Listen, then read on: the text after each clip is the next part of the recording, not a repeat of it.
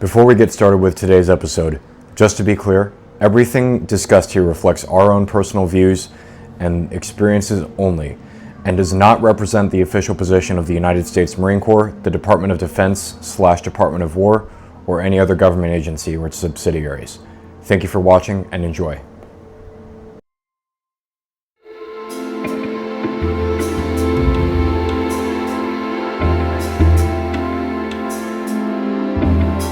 Everything. I don't know the rules. I know the rules of social media, but I will edit out any unprofessional parts or anything that crosses the line. Blur it out and shit. Yeah, right. That's good. But yeah, I mean, we're just going to be speaking. Well, first off, thank you for coming to this. Thank you for traveling far and wide to be here. Yeah. I know it was a long journey. Yeah, really long journey. So welcome to the Worn Down Crown. That's the really corny name of my podcast. I see it though. Yeah. I've only had one other episode of this podcast featuring Adam, the manager over at the range, and you are my second guest ever. So second seems to be a common occurrence for me. Really? I was the second first sergeant in my MOS. Mm-hmm. I was the second first sergeant in this company. Mm-hmm. I'm the second guy in your pockets. Yeah. 2 seems to be the number. Yeah, 2's your magic number. So far. Yeah. We got to go into the numerology of that and figure out what that actually means for you. I was the second born. Yeah. Shit. 2. All right. Yeah. Sorry. You got a lot of 2's. Yeah. So, First Sergeant John Valdez. Again, as I said, we're not really making this. We're not really speaking as Marines right now. We're just speaking as people. But I will be asking a lot about your experiences as a Marine because the Marine Corps is our lives, and it's something that we both devoted a lot of time to. And for the people that watch this, for the 50 people that probably end up watching this, hopefully they can get something out of that and get something from our experiences, because at the end of the day, it still holds true that less than 1% of the population ends up in the military, and an even smaller portion of that population ends up in the Marine Corps. So if you wouldn't mind introducing yourself, where you were born, where you grew up, when you came to the U.S., and basically a little bit about your life story and your childhood, we can start there. Okay. I was born Jonathan Valdez, October 4th, 1990. I was born allegedly. I say allegedly because I don't have any defining proof. Mm-hmm. In either San Diego, California, mm-hmm. or Mexicali, Baja California. Mm-hmm. I have seen some sort of documentation that supports both stories. Right.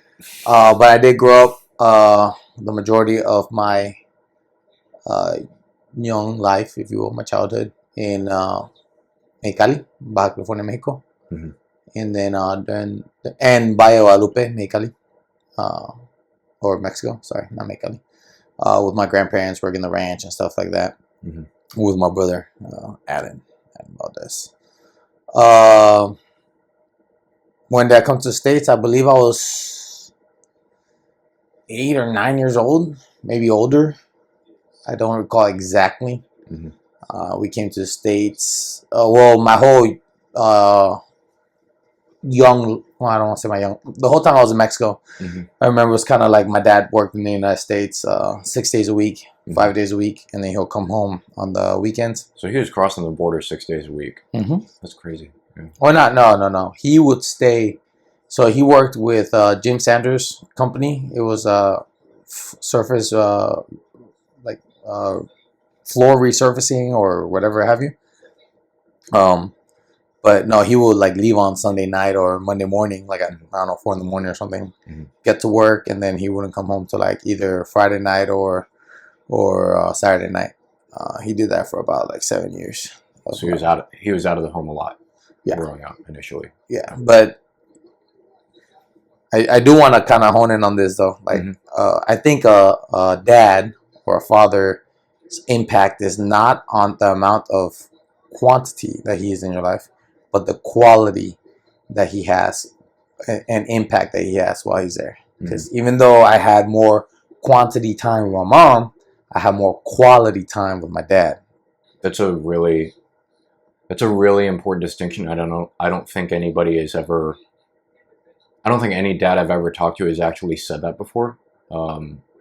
has looked at it that way, because like typically what you hear from sons who have come of age is like, dad was never around, dad fucking sucked, dad wasn't there, and like dad this, dad that.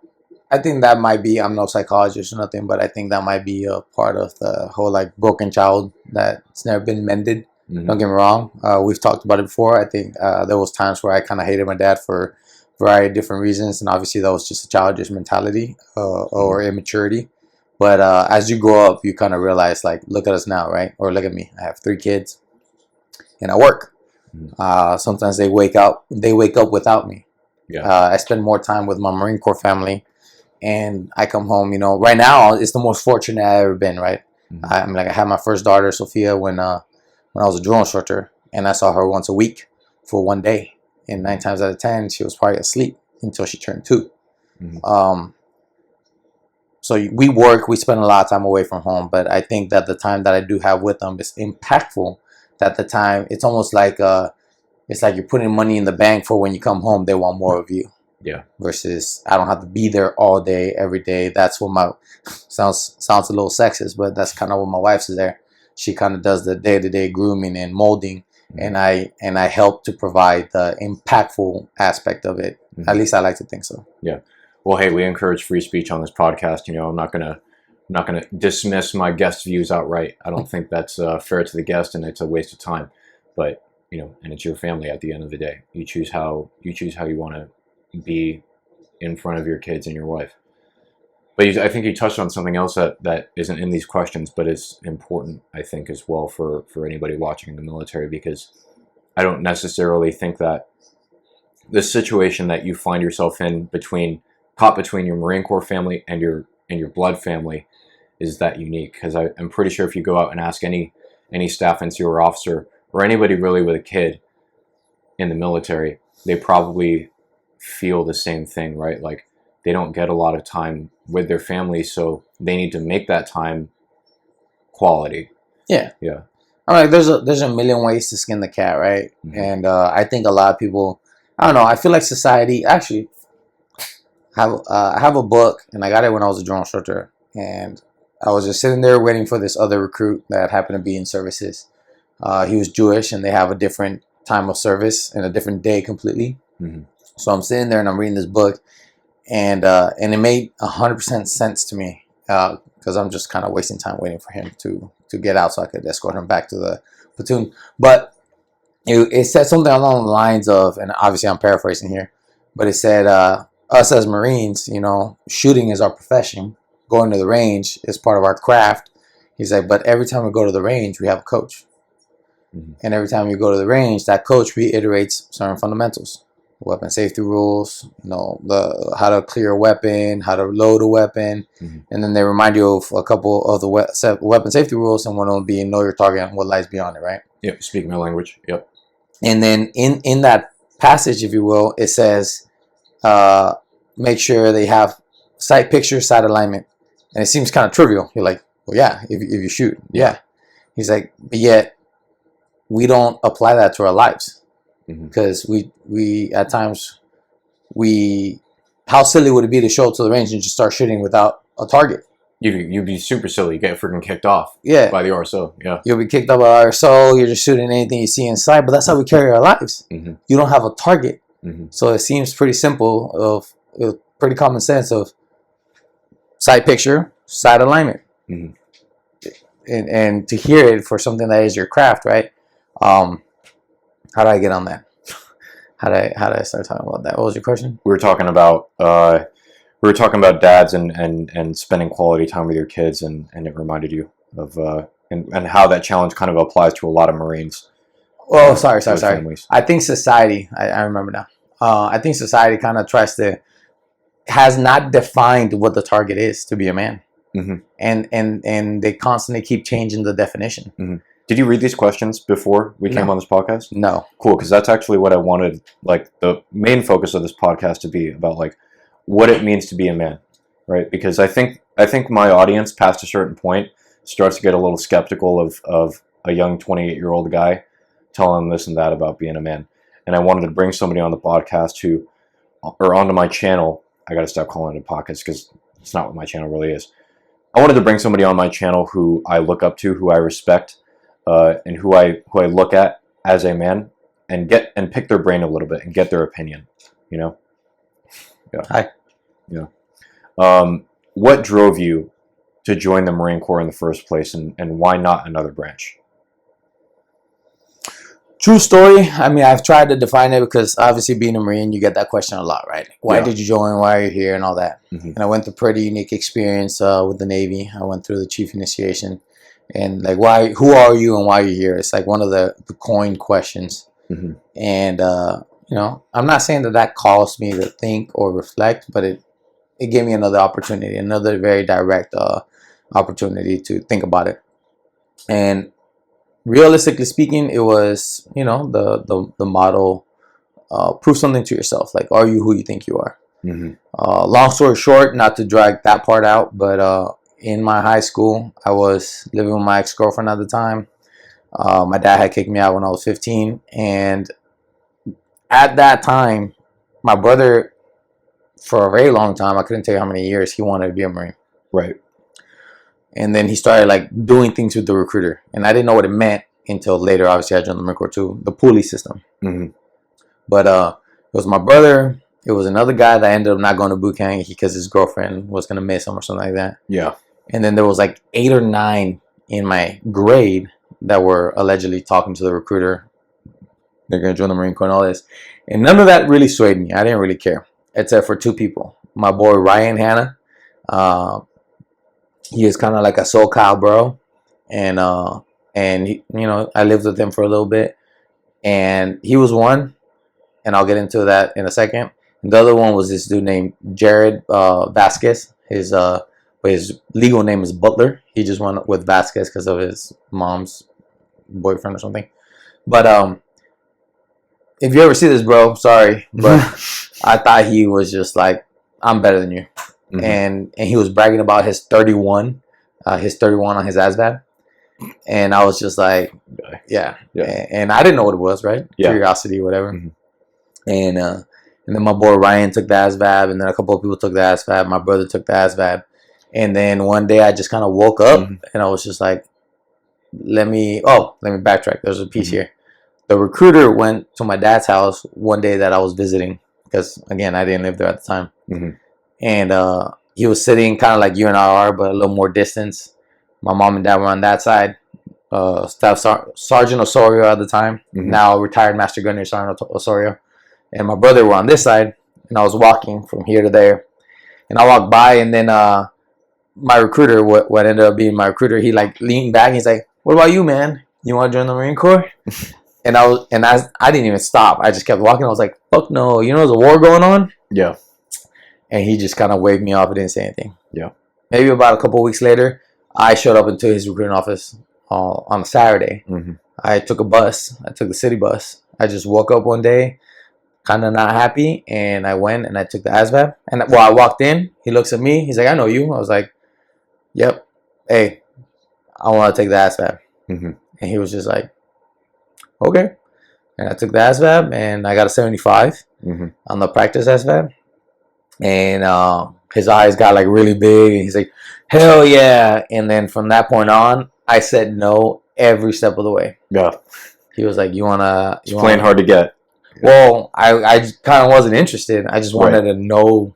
Once he said that 75, I was like, "Yep, I'm better than Jared." I knew it, you know. Yeah. But after that, he was like, "You want to soar in?" I said no. He's like, "Do you want to take that real ASVAB?" I said no. Dude, like everything. That he was like, "What is the process?" I said, no.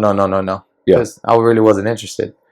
I even went to boot camp in a very like, I'm not interested way. And it's probably been the best decision I ever made in my life, right? But for context, for the audience's context, this is our first sergeant. He's our senior enlisted leader at the command.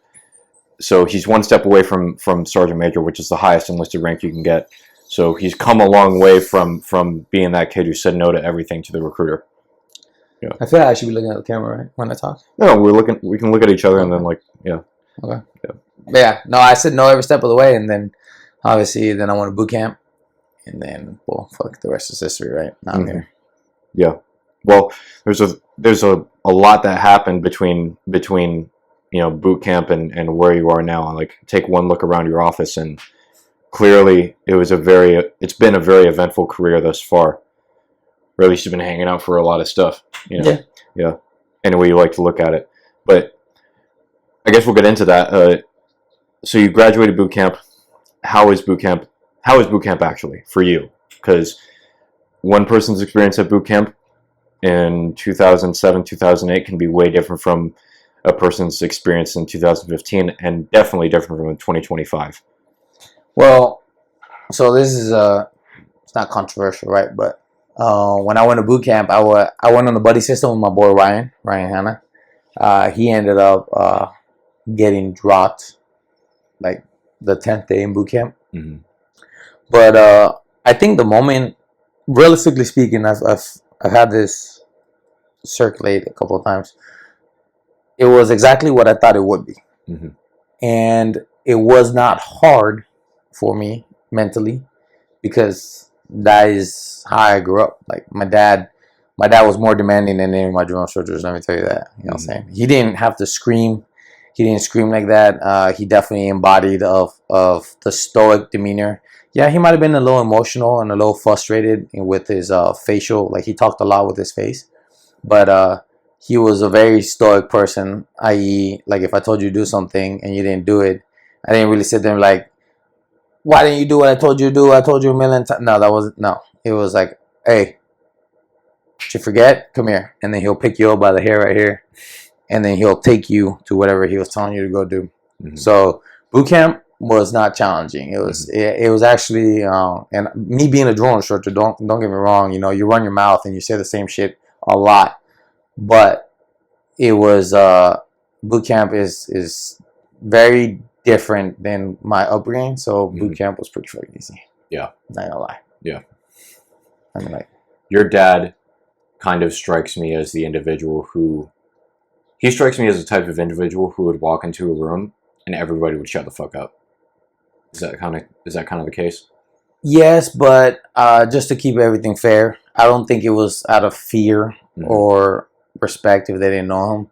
I think it was more or less other people's, I don't want to say insecurity, but lack of knowledge of a 5'8" man that looked not angry, but looked like not pleasant. Yeah. So I think it was that. Like, his presence definitely commanded respect, though. Yeah. He just had that demeanor about him. Yeah. Yeah. And that's way different from the demeanor of any drill instructor in any decade. Because drill instructors are, well, you're a drill instructor. Tell us how drill instructors are programmed to act. Tell us about the character. Oh man, like, there's drill instructors come in different flavors. They have their own personality, right? We're just trying to, you get a 3-month or like a 2.5-month class or school of how to be a drill instructor for 3 years, right? Mm-hmm. And you're trying to change however old they are, core values. So 18, well, like 22, 25-year-old individuals got to come in. They got to learn how to demand, right? Mm-hmm. So most drill instructors, and it all comes in 1 year, gets processed, and it comes out the other. And again, they're all different. But for me, it was, you say more with less, but when you say something, don't say anything that you're not gonna act on. So yes, one key thing that I took away from it was, like, move faster now or whatever. You gotta kind of support that, make that happen. Kids don't understand, and you're a very compressed timeline. It's a very high stress environment, so you can say something, the recruit's not gonna understand what the hell you mean. Mm-hmm. So you gotta make sure, like, kind of drive them into what you're trying to do. So fear is almost, capitalizing on someone's fear is almost the currency. Mm-hmm. But what you do with that is what really matters. So I personally want to transform that fear into confidence. Mm-hmm. Just, if you don't know what you're doing, like, sure, be fearful, but if you're scared to do something, do it scared. Just do it. Mm-hmm. And that's what you're kind of pushing the recruits towards, essentially, during training. Well, you gotta understand, like, the Marine Corps mission is to be ready to fight at a moment's call, right? So be ready for that. Yeah. Do you feel like your drill instructors did a good job of that in boot camp? Because you said it was pretty. You said it was pretty easy, right? Do you feel like they properly articulated those concepts to you in training, or No, I don't think my drill instructors did. Not to any fault of their own, and I'm not trying to talk smack on them either. My drill instructor, my fourth hat, commonly known as a kill hat or newest drill instructor, he's actually the one that pinned me to first sergeant. He's stationed here in MCBH with me. I talk to him occasionally, but there was a mission in 2008. There was a mission to get Marines, trained and then get them out to Iraq and Afghanistan. Sorry, do you mind if we just turn that down slightly, just to avoid any background noise? Yeah. There was a mission to get them to Iraq and Afghanistan. So we got to get you through the cycle. We got to get you, a little bit of experience with almost everything, and then, hopefully you're ready to go. So, I don't think they articulated it well. I think it's a very hard task to do. So they didn't articulate it well, more so because of the external circumstances rather than a lack of ability. Yeah, what you're saying. Probably, yeah. Okay. Yeah. It was demanding, yes. And demand looks different and all that, but it was demanding. But as far as it was transformative also. They did their job there, but in the sense of foundational, you could say that it was, but it wasn't immediate. Right. It was it General Amos, I believe. I'm not sure, don't quote me on that, but General Amos was the one that said, he pushed out to sustain the transformation. It was the sustainment over time that really formalized the foundation for me, because I was not a good Lance Corporal. I wasn't. So let's let's talk about that, because that's my next question. So how was life as a junior Marine? What were you like as a junior Marine? How were your first NCOs in the fleet? Like I said earlier, the Marine Corps capitalizes on fear is your currency. So the more scared you are of your NCOs and all that, it was. I know it might be controversial on the higher levels that you might get, but in one way or another, you kind of wanted that. You kind of you don't want to jack up. You don't want to mess something up and have someone scream at you because you're fearful of that. Not that they're gonna hurt you, not that any of that. Just that you don't want to let someone down. You have the fear of letting someone down, and I think they did a good job there. I didn't want to let anybody down. It unfortunately for me personally felt like it put a little bit. Maybe I did it to myself, right? Because when you're a little cocky, people want to demand a little bit more of you. Yeah. And the demand, rising to the demand, that was probably the most demanding thing of me. Where people, if you're good, you can do better. If you're bad, people kind of give up on you quickly. Yeah. But I say I was a bad Lance Corporal because, like I said, I lived alone since I was 15 years old. Joined the Marine Corps when I was 17. I kind of moved about in my own way. I had a job. My brother got me a job at Ruby's Diner in Mission Valley. I would stay out late if I wanted to, things like that. I never did drugs, and I didn't drink either. When you grow up with my dad in such a structured environment, it's the littlest things kind of bring you joy, if you will. And then staying up past curfew. Yeah. That was I wanted to do that. And then when I got to the Marine Corps, everything's structured again, which is fine. There was, let me be structured because I believe in the structure. Don't make me be structured because you want me to be structured. And that was kind of my thought process. So I was a little hard-headed, and I don't feel like the Marine Corps had the patience for me at the time. So do you think your NCOs could sense that about you? That you intrinsically gravitated towards structure rather than your NCOs, needing to impose that upon you? No. I can't give them that credit. Very few and far between. I think for the most part, again, man, the Marine Corps, you're fearful of and your insecurities and all that stuff. Like Sergeant Bush was Corporal Bush at the time. I still talk to him to this day. He came out to the ball with me here in Hawaii. Great dude. He was probably one, and I wouldn't say it was at the beginning, but he was one that this dude's a good dude. Everybody else, I think it was just this dude's good, but he's not as good as he thinks he is. And maybe let me knock him down a peg. Let me put him in his place. I think I believe that was the thought. But Sergeant Bush was a good one that he kind of like invested more than the average, if you will. Sergeant Stewie, that was another one. Sergeant Stumper, I think, but Sergeant Stumper was older. I don't know. There's a lot that I can just haven't really thought about. You know, I haven't thought about what their intentions were. Yeah. So. What do you think creates that fear in Marines? Because you say that fear is the currency, especially in the entry level stages. What do you think creates that fear inside Marines that they don't want to fail? Like, why do they have that fear? Why does that fear develop inside them? You know, because I don't know if it's naturally there to begin with. Not just see, I perceive that you're saying it from the receiving side, like I want to be scared, right? But to flip it on its head a little bit, I think the young NCOs that we have, they're fearful of failures too. And the first fear is that they're not taken serious, that they're not respected.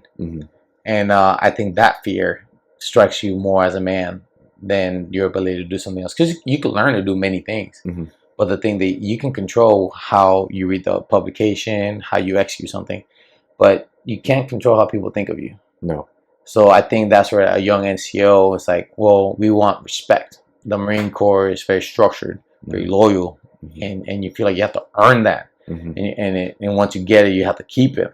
And at a young age, and again, when we're very fueled by trying to get out to combat, improve yourself and your worthiness, I think that's where a lot of people, like, their insecurities come out, and the lack of patience and intolerance really shows, where they want to be respected. Like, and I think that's a very man thing. You want to be respected.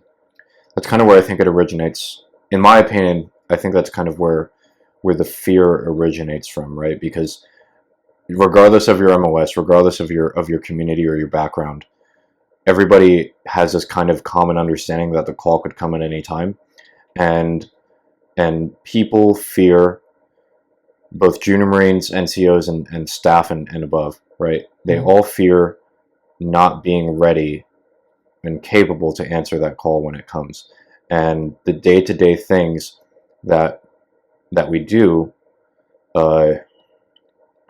more and more, especially right now, have relevance to, like, what could possibly happen in the future, and that creates a sense of fear in people, you know, about failing their NCOs, about being looked at as incompetent. Because if you're looked at as incompetent in garrison, they're definitely not going to give you any decentralized authority in combat either, you know. Yep.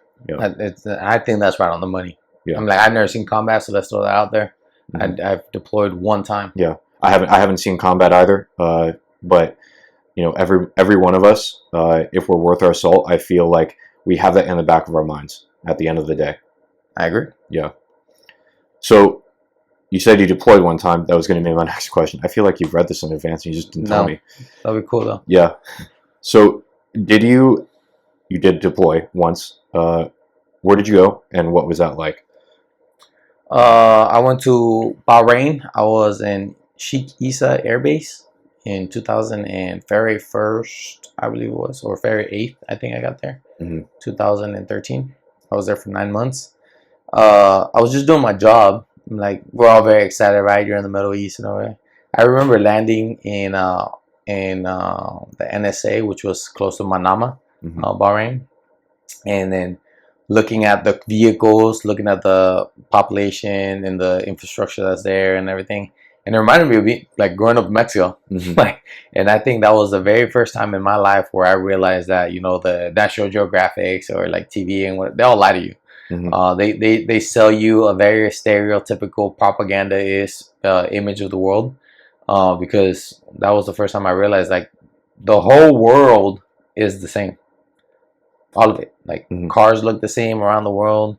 You know, like old school 1800s, 1900s with the Torii Gate in Japan and the infrastructure of Japan, which was different than like China and all that stuff. Yeah. Like you still have that in your brain because that's commonly projected to you. When I landed in Manama, that's when I realized, like, this looks just like Mexico. I was like, and then as I traveled and gone different places throughout my career, I started to see, like, the whole world is pretty standard now. Mm-hmm. Like, like yeah, obviously there anywhere in the world has like the high end places and the low end places, right? But that's where I realized it was all the same. Mm-hmm. But when I got down to Manama, when I got down to Isa Air Base, we were in I forgot, we called them cans, right? We stayed the first like couple nights. We stayed in tents with like 15 people. It was pretty cool. I was a sergeant. There was 4 of us, and back then I feel like we were empowered and entrusted, and we also, as sergeants, felt like we had to deliver. So we, no one told us to do formation, but we did formation in the morning, make sure everyone, didn't go to the bathroom and not come back type stuff. Like we didn't know. We're just doing basic level shit, right? Yeah. And then we ended up moving to like kind of condex box or shipping container style rooms, and I believe there was like two or three rooms per shipping container. We worked 12s, 7 to 7. Took the bus. It was like 5 miles to the flight line, and then 5 miles back. I went to the gym a lot. That was probably like my peak physical performance. Yeah. I was on my deployment body. Yeah. Oh yeah, dude. I was running like miles a day. It took me a little bit of time, but I was running like miles a day. I was spending, because you have nothing to do, right? And then I think I was like 16-hour difference from anybody that I knew. So, if it's day for me, it's not for them. So if I'll get off of work, I had nothing to do, and I didn't have a computer. I didn't have an iPad. I didn't have any of that.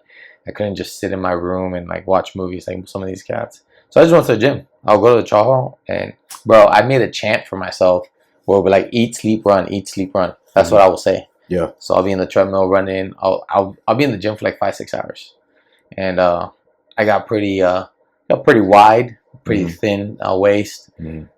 Coming back from deployment, I ran like my fastest PFT ever, which was like at a 19-minute, which I've never repeated that. Yeah. Which is something that we can dabble in later, right? Where it's like remove all the distractions, and then like what can your body do, what can your mind do, right? But yeah, it was the same thing. It was doing the same thing.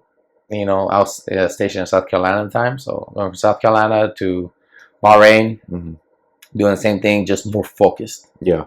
I learned so much about my job. I learned so much about being a sergeant, collateral duty supervisor, deployment or detachment daddy is what we call them, det daddy. Doing all those things, and like you're the guy, and I, not because I was trusted, but because I was relied upon to do it, because I didn't have a staff sergeant, I didn't have a gunny. I went as a sergeant with my own shop of corporals and lance corporals in a detachment of the MALs with 4 sergeants and 1 staff sergeant, 2 staff sergeants. One was the maintenance chief, the other one was the quality assurance chief. So I didn't have all those levels of like structure. So learning pros and cons, learning this, learning that, like I learned a lot in those 9 months, and I think that really separated me from my peers in that deployment alone. Because I got buddies that went to Afghanistan, and they went like as corporals or sergeants, and it was more they went and came back the same. No change, just with like 3 extra ribbons. Afghan, NATO, and Sea Service. Yeah. That's it. That was the only difference. What do you think differentiated them and the end result of who they were from you coming back post deployment? Because in my experience, right, like anytime I've gone out on an op, like it's always been short term, but one thing I've noticed is that it's like hitting the reset button almost, like on your mind. It simplifies things, it simplifies life, and you get back down to the essentials, and it allows you to focus on your job and being a good leader, taking care of the Marines and getting the job done, and also improving yourself. And I've seen it too, where some Marines just, they don't see that, they maybe don't take advantage of it, and they leave the same way that they showed up. Yep. No, I mean, I think you hit the nail on the head right there. When you don't, something I've said a lot of times is like, you could, now I live in Hawaii, right? But it was when I was in Texas, and which made it more like, for all my Texans out there, you're like, yeah. But I'll be like, hey, you can take my house, you can take my money, You take my clothes, you take my car, you can take everything I own and drop me in the middle of bumfuck nowhere, fucking South America, Africa, whatever. I'll find my way back to Texas. Mm-hmm. And you become resourceful. You become self-reliant. You're forced to look at yourself internally and be like, what are my strengths? What are my weaknesses? How do I protect my weaknesses? How do I increase my strengths? And I'm a high energy person. I can talk. I can persuade quite a bit, I feel like. But my mouth is like you see in that plaque. You know, we didn't know that your mouth would be your parachute. I agree. I agree to disagree. I didn't know I only had one opportunity or one vision to succeed, but at times your mouth would be your parachute. Yeah. So I understand that sometimes that's what's going to get you in trouble. It's not hard. But in those isolated situations where if you're able to just look intrinsically and be like, hey, you know what? These are my strengths. Let me amplify them. These are my weaknesses. Let me minimize those. Mm-hmm. If you have the ability to just be aware of that, I think you're going to be successful, personally. And that's what I think set the difference. I didn't have that structure. Yeah. I mean, like, and then again, Afghanistan was already built. Afghanistan got built like in 2001, 2002, or whenever the invasion in Iraq, 03, 04, 05, whatever. Stewie, Sergeant Stumpert, Jeremy, he was out there. He was one of the first ones to go set up fucking Kandahar. So that structure was built. We were the first ones. I'm not saying no one's ever been to Bahrain. I'm not saying that. I'm saying for us and the squadron that we were supporting and everything, we created a MAG 50, and we were the first ones there to like build everything. So there was no structure. So we made it, and I think some of the things that we take for granted, like computer access nowadays or internet or whatever, that operating without those or to those, to try to meet those, I think that definitely set you up for success. Well, it sounds like you took a lot from your deployment, and there are a sizable number of Marines in the Corps nowadays that will EAS and will never deploy. And we talked about this when I was at your house the last time. Where I overheard the conversation between like you and Roger. Why is it that you think Marines feel bad about not deploying? Like what does that do to the mind of a Marine? Who's Roger? Your reservist buddy. Oh, okay, yeah. I was like, what the hell? Yeah. Guzman, okay. Yeah, why do I think that? We do last names here. We do last names in this place, yeah. I've known him. I've known Guzman for many years now, and then you threw me off with that. What the hell's Roger? He introduced himself to me as such, so yeah. Okay. Yeah. What was your question? Yeah. Why do you think that Marines feel bad about not deploying, and what does that do to the mental state of a Marine who doesn't get that chance, especially when they've been training for that for a while, basically their whole career? This is a topic that's actually kind of came up a couple of times recently, but it creates a void in you. It's different, like, and just bring it down to simple man's terms, right? Like most dudes, right? When you're in your 21, 22, I'm not saying your peak, but the world, there's no limitations for you anymore. You can drink, you can drive, you could live on your own, you go to college, you could go to work. There's no limitations systematically that are going to hold you back, if you will. So now that you're a free and open man, you go to the bar, you go to the club, you try to party at night, whatever. And if you're not in a relationship, you try to find someone that you can spend some time with, romantically, intimately, whatever, something that's going to help you build, right? And but if your intent in that venture to the club, if your intent is to meet someone and you don't meet someone, then you look internally and you're like, oh, did I dress dumb? Did I not get a haircut? Whatever. And sometimes it's not that deep. Sometimes you don't think that hard, right? But sometimes you do. But your intent wasn't met, so therefore you feel some sort of failure. Now imagine that failure every day for 4 years. Yeah. And imagine that after someone calls you and says, let's go to the club, I guarantee you're gonna find someone. And then that guarantee never pays off for 4 years. Well, that's what happens. The recruiters go and they recruit you, and they have all these propaganda videos This might be one of them. No, it's not. Okay. Supergirl. Yeah. I just saw explosions. I was like, oh. But they guarantee they like, hey, answer the nation's call, and they have like coming in on a fucking CH-53 and like, you know, doing the hearse, coming down on the road, fast roping down, clearing buildings, whatever. But the reality is that's like 1%. And then like they tell you, oh man, you're gonna, you know, they give you the story about the Blues, like, oh, panty dropping uniform and all this stuff. Yeah.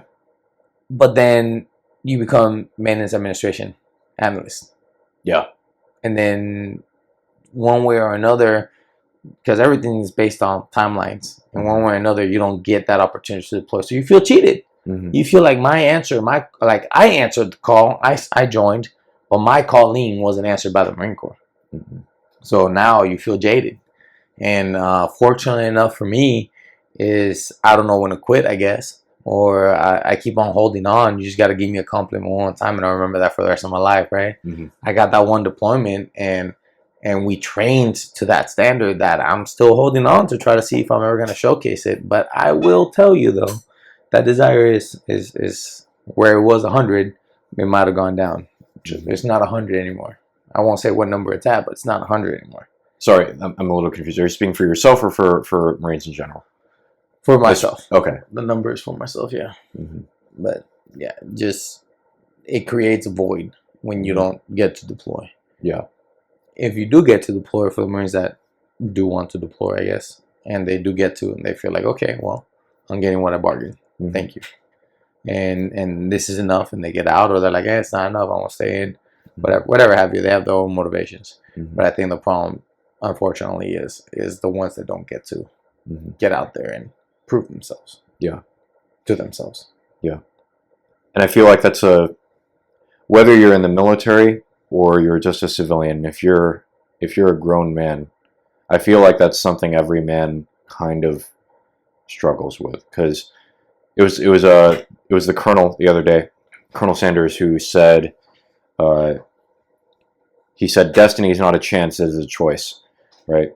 And that got me thinking about like what kind of questions I should be asking and how it relates to the theme of this discussion that we're having, right?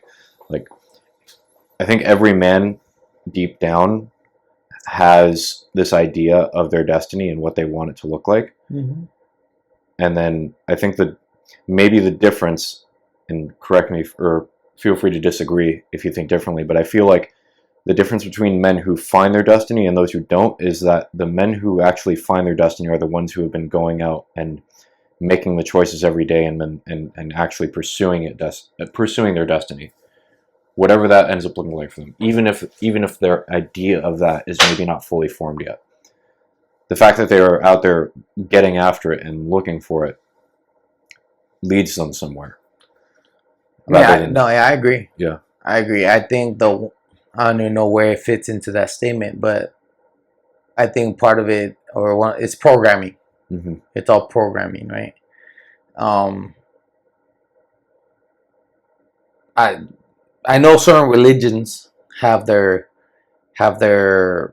plug in there for, you know, not mental, but suicide. They have their plug, whether it's a sin, whether whatever this, that, and the third. And I think that plays an important role into like the calling of a man, because as a man, and I was just watching some sort of cartoon or podcast, about they were describing cartoons for kids, and it's like we grew up watching Dragon Ball Z and Knights of the Zodiac and Saint Seiya, and you know, all these cartoons where like fail, and this whole cartoon is based on you failing 99 episodes. But keep trying until that, you know, the season ends or whatever have you. Or I think this was before seasons, right? Like there was no such thing as seasons back then. And I think that sort of programming, like you run out of years. I don't run out of attempts, and you just keep trying. Like, that is a very deep-seated belief in me, where people like they quit before they even start nowadays. Like they. And another video that I saw earlier was how video games were different back in the day, where you had to like remember passages in like Zelda, and you had to Super Mario, and you had to develop skill, and if you lost, you start all over in the beginning again. You didn't have like respawn points, and you didn't have like an arrow to point you in the right direction, or a highlighted route, or a blocked out scene. No, it's like the video games programmed you to think in a certain way, to keep trying. And I was like, well, if though I agree, but if I didn't agree, they did a damn good job at it, because I don't know quit. I don't understand it. It's just like, okay, well, you're gonna piss people off in the fucking in the way there. Like, if I would have gave a fuck about all the corporals and sergeants that told me I was a piece of shit, or all the master gunnery sergeants when I got NJP'd, and all these people that told me I was a piece of shit, and I was an accident waiting to happen, and I was gonna bring discredit to the Marine Corps, I would have got out fucking 13 years ago, 14 years ago. So it's like, you're gonna piss people off on the way there. They don't know you. They know your name, but they don't know you. They don't know the thing that drives you, that motivation, or that ultimate goal. Fuck, bro. I don't know what path I'm gonna take in life, but you know what I'm not gonna do? Stop trying. Yeah. I don't know where I'm gonna end up, but I know what I'm not gonna end up in. Yeah. You got to have faith in yourself. You got to believe. You got to have some level of faith and confidence in yourself and your abilities and who you are. Yes. Yeah. Because without that, and it ain't fucking easy. Don't get me wrong. Yeah. It ain't easy. There's breaking points. There's times in there. Man, I remember when I was going through DI school, and it was like my second or third. I think it was my third day, and Reveille formations at 5. I lived in Escondido at the time, so I had to drive. It's about a 45-minute drive. Oh my god! Yeah, down. Yeah. I had to be at the park. I had to do everything. I had to be there. And then you go through DI school, and then we didn't come home till like around 11 o'clock at night. And then you still have T cards to do, and you have to prep your uniforms if they weren't already done, and this, that, and the third. And then I remember I was gonna shave my head, but I fell asleep when I got. Oh no! Right before that, we lived in an apartment, and it was downstairs. And I walked downstairs, and then my wife, my girlfriend at the time, which was my wife, I remember she like woke up when I came in the door, and I was like, I don't know how I'm gonna do this for 3 years. That's what I said. I don't know how I'm gonna do this for 3 years. So it's hard. I'm like, it's not like, oh, it's good. No. Yeah. I just knew that time's not gonna stop. No. I think every Marine who's been around the block has had at least one period of time in their life where they're really wondering if they're made for it, whatever it is they might happen to be doing at the time.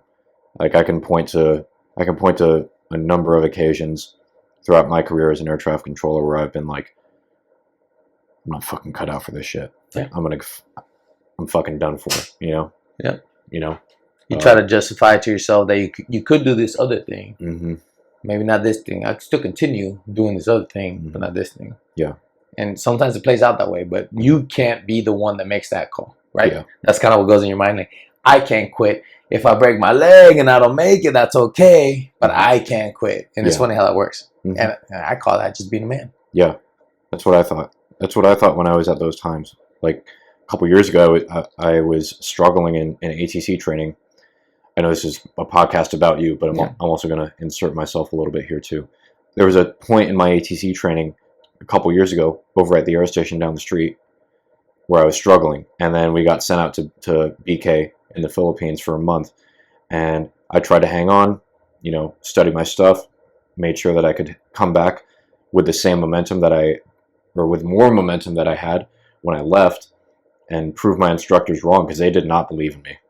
They wanted to see me. I think they wanted to see me fail, at least some of them. And I genuinely thought that I was done for in air traffic control. But there was no way that I was just gonna raise my hand and be like, "You guys win. I'm done. I can't do this anymore. This is too stressful. I'm out." Like that thought did not cross my mind, and I prayed to God for clarity and for strength before I ever even considered giving up. And I feel like that's just, when things get tough, that's the attitude you got to have. You got to turn inward, or you got to turn your head up, and you have to put your hands together and pray for strength to persevere and get through it, and trust that you'll be led down the right path, but don't quit on yourself. So what assignment you you've been on a deployment, you've been a drill instructor, you're also an MAIT. Now you're a first sergeant. You've been a squadron gun. You've had a lot of hats in the Marine Corps. Which assignment are you like most proud of, and which billet would you say are you most proud of? Because you've been kind of all over. I mean, they all have something that I'm proud about. Mm-hmm. I'll say that. Mm-hmm. And I know this is a really like, it takes a mature audience, right? Mm-hmm. But what I am most proud about is when I was in my first duty station, and I just burped. I hope the camera didn't pick that up. Sorry. It was my first duty station, and that's where I picked up sergeant and everything. Mm-hmm. And it's where I felt I always feel the need to hold the standard. Don't get me wrong. Holding the standard is it's pretty like universal, kind of the fabric that connects everything. But when I picked up corporal, and then I was only a corporal for 11 months, mm-hmm. and then I picked up sergeant, and the amount of trust that I felt, it didn't feel like overwhelming pressure. No, not that. It just felt like the amount of responsibility that I felt to deliver what I believe a sergeant was, what I believed my superiors thought that a sergeant should be, what they believed in me that I was capable of. I felt it. I felt it, and I wanted to deliver every day, every moment, holding Marines accountable. Like if Gunny said, like, "Hey, why does the Marine look like he doesn't have a haircut?" I'll book it. I'll be, hey, go get a haircut. Like I didn't ask you. Like go fucking do it. And Marine did this wrong. A Marine did that wrong. Hey, why are you doing that? Oh, no one taught me. Oh, no one taught you. Come here. You know, like, hey, we're gonna fucking learn today. You know, I just felt like the Energizer Bunny going everywhere, and then like holding the standard. Whether it was maintenance, and that's the other thing, man. Like holding the standard is not a Marine Corps thing. It's not, and not holding the standard MOS or technical. No, man. It's all been a ball of same to me. Mm-hmm. So when like I was proud of being a sergeant, where like my gunny or my captain, my OIC or anybody would like, hey, just have Valdez do it. You know you're gonna get a quality job. That made me proud. That made me fucking feel good. Mm-hmm. That was a fucking resource. I was an asset to that fucking department. That made me fucking feel good. After that, unfortunately, I felt like from that point forward, everything, I've never been on the same page ever again. Unfortunately. Mm-hmm. It's been like... Not even a drill instructor duty, not at... No. It was even worse as a drill instructor, because as a drill instructor, they tell you to make Marines. So you're like, oh, I'm going to make Marines. And then you got some fucking dickhead chief or dickhead senior that, I don't know, they're unarticulatable fucking motives. Because I hate when people say, for no reason. Oh, they had a reason. It just wasn't articulated to you, or you didn't believe in it. But something I didn't believe in, something that they weren't able to articulate to me, except for Salas, Staff Sergeant Salas, First Sergeant Salas now. It's worse in the depot because it's like, oh, you're not a drill instructor like me, so therefore you suck. I was like, or hold them accountable, and you're like, oh, good to go, you know, I'll go IT this recruit. It's like, that's it? Oh, recruit lover. And it's like, what? Like, I didn't, and sure, I mean, like, I'm sure there's plenty of people out there that might listen to this and be like, oh, you're a whack hat or whatever. No, I don't think it was that. It was just that, you know, if you tell me, draw me a box, and I draw you a box, you're like, perfect. Versus draw me a box, and I draw you a box, and you're like, oh, that looks more like a diamond to me. Like, does it? Like, are you sure? Like, you know, you get a certain amount of those. Like, oh, maybe I did wrong or whatever you question. So, but after a while, you're like, nah, dog. Like, your eyes are fucked up. You're stupid. Yeah. I'm fucking. You again. You get a certain amount of those, and then eventually you're like, you move on. You're like, I'm not really fucking worried about you anymore. Yeah. You draw a box, but they say it's a diamond because they're looking at it from an angle. But they don't realize that they just need to take a step to the right or left, and then they'll see the box. Yeah, maybe that's what it was. Yeah. But they don't do that because people are inflexible, and they only see things through their own worldview.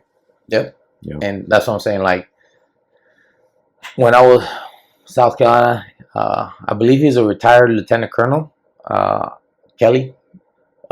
He was the avionics officer. I loved him. He was great. I'm pretty sure he felt the same way, but we got that old school love where you don't say I love you, obviously. But it meant a lot to me. It held weight when he was getting ready to PCS from South Carolina to Okinawa, Japan. But yeah, it holds weight when he said like, hey, I'm taking you with me. And I was like, sir, appreciate it, but I'm going to Miramar. I'm trying to go to Miramar. He's like, I'll call the monitor right now. You're coming with me. I was like, I want sergeants like you. That means something to you, to a man, you know. And if you say like, you know, we talk about like, I'll go to combat with this man any day. It almost feels like a punchline nowadays. But if you genuinely believe that, like, I'll go to combat with this man, like, think about it. So, what is it? John 13:15. It says, the man knows no greater sacrifice than no greater love than sacrifice. You know what I'm saying? And it's like, I'm not a religious person. I just know that if someone tells me that they're willing to lay down their life for me, you value that shit and you respect that shit and you treat it with the fucking loyalty that it deserves. So I felt like that for them. Other than that, at that time, moving on, it never really felt like I ever got back on that same page with people. Individuals, certain individuals here and there. I mentioned Salas. I thought me and Salas were gonna butt heads as a drone, because he was a prior drone instructor. I had butted enough heads my first 9 months in the depot that I went on quota, which is I worked at the dojo. It's kind of like everyone pays taxes, everyone pays a quota to the structural system to make sure that the depot runs well. So I worked at the dojo, and when I came back, they told me like, "Hey, your senior's gonna be a prior, so watch out." And I was like, "I don't care." Okay. Yeah. Whatever. Yeah. I was like, "I don't care." And I get there, and Salas, you know, the chocolate Mexican, you know, like pretty dark, bald head. He looks angry. He looks like a cholo. And we're doing our in briefs. Pickup week. You have all these briefs, and we're getting a new RTR commander, Colonel Palma. And Colonel Palma talks about how he doesn't want to see drone instructors running around everywhere. And then everyone's like, that's like an icon of being a drone instructor. Yeah. And he's like, no, because in combat, when you see an officer running, what do you think? You know, chaos, like something's going down. Doesn't have control. Yeah, doesn't have control. Perfect word. And then Salas was like, I disagree. And he was like, oh, why? He's like, well, that's a staple of being a drone instructor, this, that, and the third. And then everyone's looking at me, and then they're texting me, and it's like, Salas is going to be a hat slayer. Look at you. He's going to have you running everywhere. He said hats better be running. And I was like, cool. I was like, that didn't bother me, because that's kind of how I grew up in the depot, too. First thing when we're setting up our houses, I tell Salas, because he was a staff sergeant and I was a staff sergeant at the time. For the audience, just explain what do you mean by setting up your houses? So recruits graduate, they leave, and then new drill instructor teams get constructed, and then it's a building with 6 floors, West Coast. 3 floors, and they're split down the middle. So you have lead series, follow series, lead series, follow series. And it was 1, 2, 3, and then 4, 5, 6, 7. It's kind of how they go, right? So we're setting up our house. I.e., you're putting all your uniforms in your wall locker. You're bringing all the energy drinks or whatever have you. You're just setting up your house. Prepping for the next cycle. Prepping for the next cycle, correct. This is our pickup week, so we're going to pick up recruits that Friday. So we're doing our thing, and then I tell Salas, this was like a Monday. I was like, hey, man, what did I say? I was like, how do you want to be called or referred to or whatever? And he's like, what do you mean? I was like, hey man, the way I see it, you're a staff sergeant unless we're outside. Like that, the belts are for the recruits. So if we're outside, if we're on the squad bay, I'll call you senior drill instructor. But we're in the fucking in the duty hut. You're Salas or staff sergeant, or you're just Salas, bro, because I'm a staff sergeant too. And he just like looked at me. He's like, yeah, bro, you're a staff sergeant. And I was like, and I was the hostile one, right? And I was like, as long as you're tracking. It's like, okay. Yeah. And then the cycle picked up, and I here I am like doing what I knew how to do. You know, don't get into the duty hut. You don't need water. Like your senior's gonna think you're a piece of shit, whatever.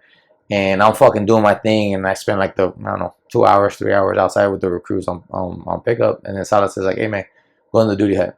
And I was like, yes, senior drill instructor. Go in the duty hut, which is a room like the size of this office. and he had printed a little paper that said Stefan Valdez, and he put it like this order, and it was a Gatorade and a Red Bull. And I was like, oh shit, I'm not used to that. Oh my god. And fucking, I'm like sitting at the door, I'm like waiting, because again, when the senior tells you to go into a duty hut, you're like in and out, get the fuck out on the recruits, right? And I'm fucking waiting, and I'm like, and I came back, I was like, I waited for like a little bit, he didn't like call me out, or so I go out there, he's like, hey, I'm going to the duty hut.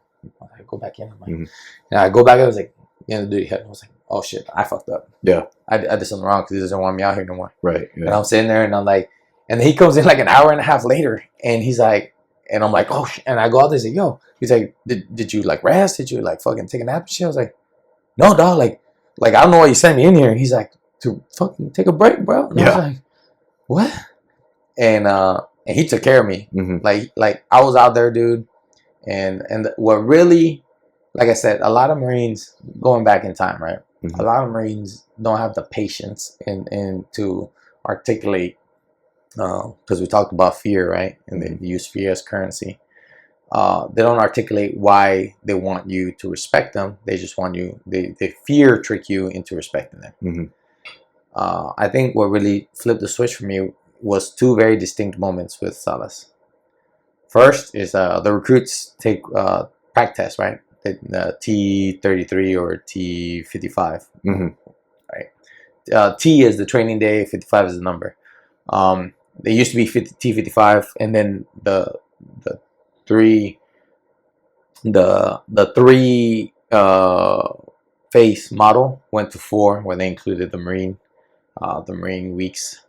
But so they moved the training day from 55 to 33, right? And I worked a little bit at AIP, Academic Instruction Platoon. So I was fairly confident of what the material that the students are going to be, or the recruits are going to be tested on, and all that.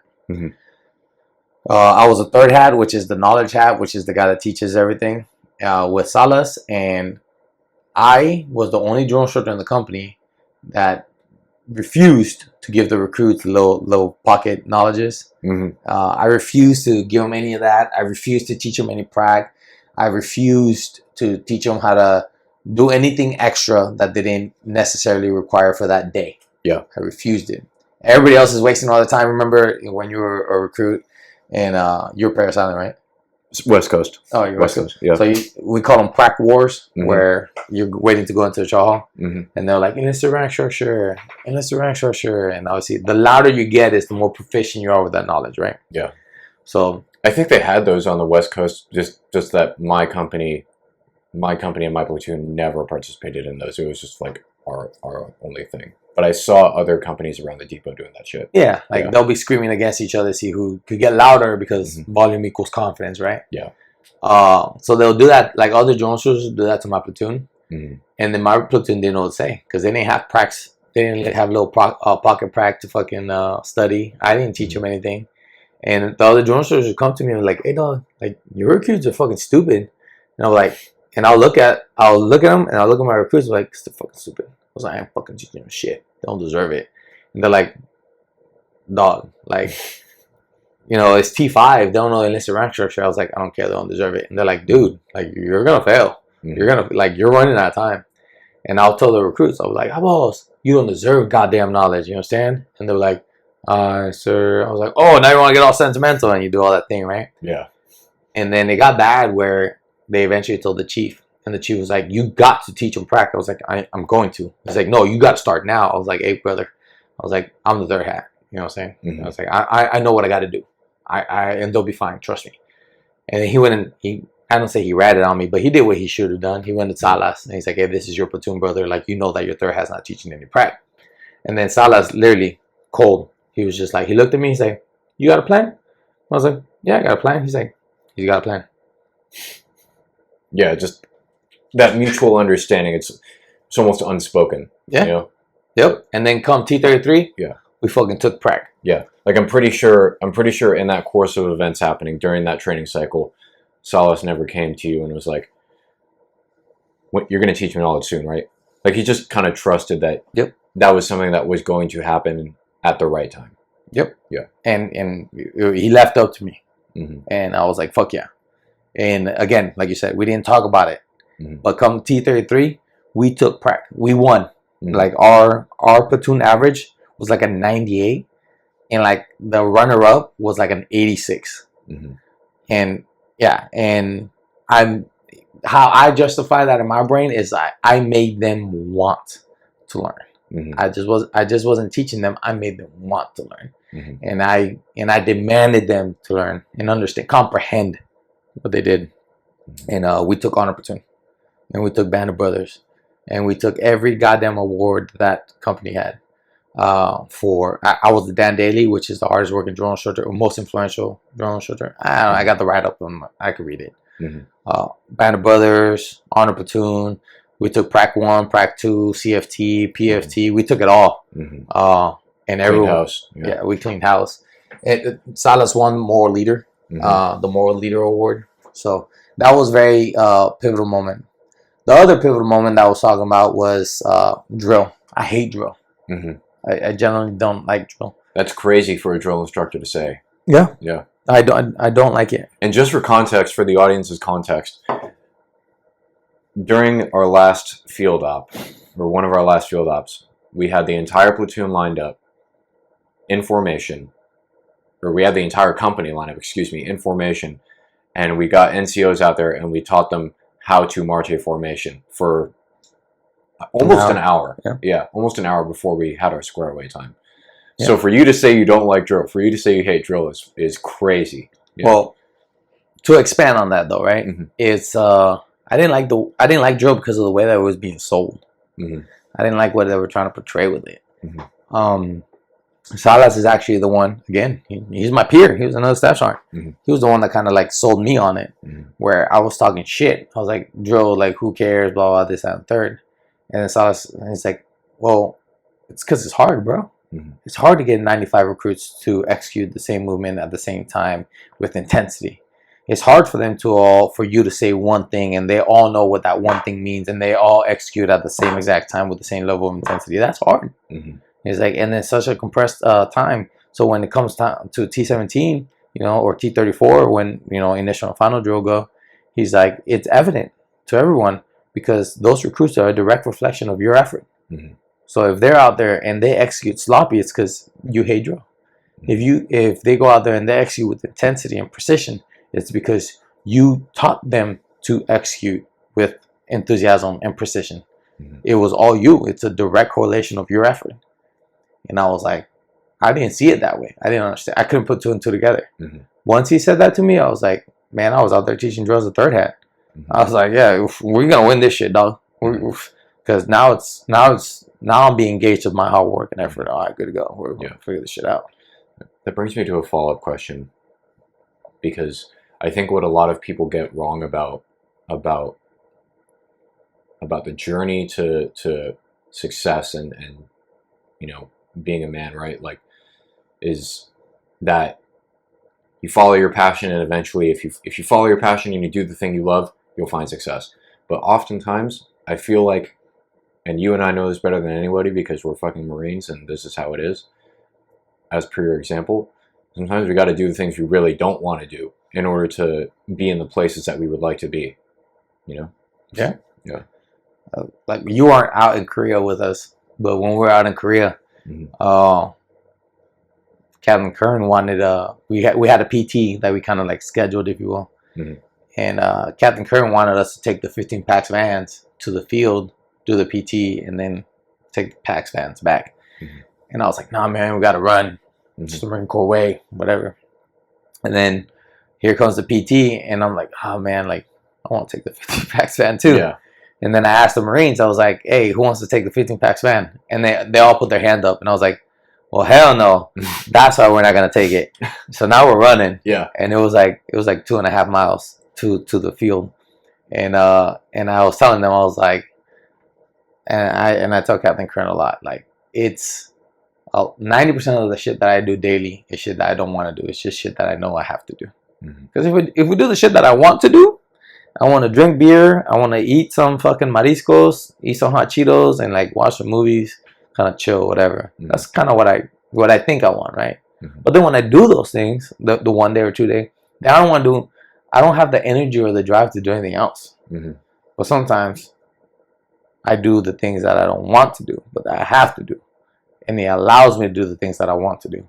Mm-hmm. But if I do the things that I want to do, I get drunk or whatever, I don't have the ability to do anything else the next day. Yeah. So, and this is actually something that I tell my kids all the time. Do the things that you have to do so that you can do the things that you want to do. Mm-hmm. I tell my girls that, my oldest, I tell her all the time.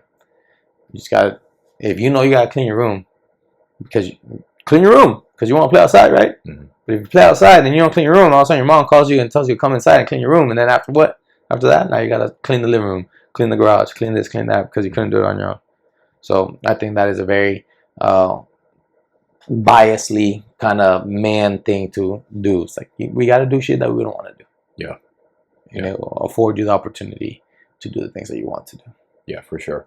Yeah, I think a trap that people in their young 20s or any age past 18 through 25 is only doing the things they want to do and not setting themselves up for success past 25 years old. Because, like Marines, especially junior Marines today, maybe not so much anymore because COVID changed things, but like Marines love to go drink.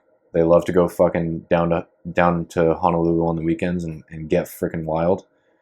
But the one thing they have to do is get in the gym and work hard, or not necessarily do the gym, PME. but just do things that challenge them. Yeah, do things that challenge them. Right. Yeah, I was just using the gym as an example, but they don't want to do the things that challenge them or that are going to set them up for success later on. Well, the reason I kind of, what would you call it, snap? No, it's not something snap. The reason I pointed that out, like not necessarily the gym, is because I just see it on social media and I hear people and I hear these Marines and we sell them the idea that if you don't go to the gym, you won't be fit, or we sell like if you don't go to college, you won't be successful. Mm-hmm. It's like, and I actually have a pretty hard line on the floor on the sand, where it's like, I would never ask a man if he's college educated, because you could be college educated, but you can still be an idiot. For sure. One of our first conversations, not to like go too off topic, we are going on a tangent. One of our first conversations was about a dude who I had just cut off because he and I got into an argument about Russia and Ukraine, and he kept trying to flex his college degree, right? Like, I have a college degree, you don't really get to have an opinion on this because you're not educated. But and yet his argumentative skills, his rhetoric, his ability to speak and formulate arguments and rhetoric was not there, right? It was entirely based on, instead of, ethos, pathos, logos, right?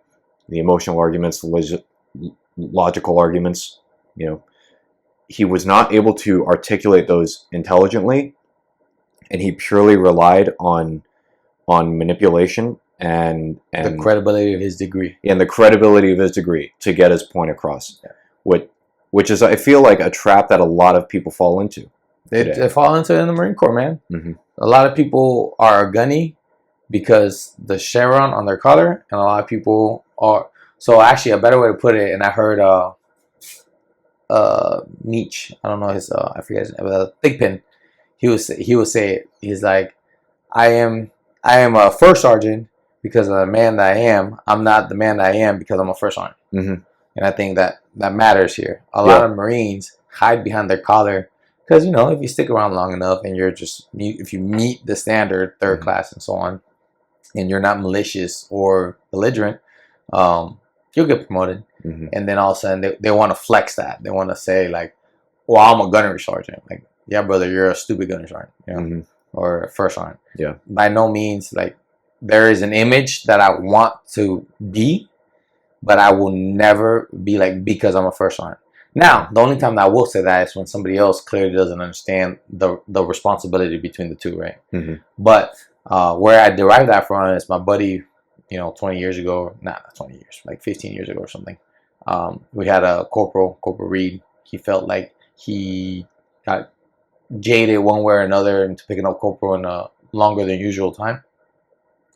And he'll tell you to do anything, and he always said, because I'm a corporal, and he'll grab his chevron or his collar. Mm-hmm.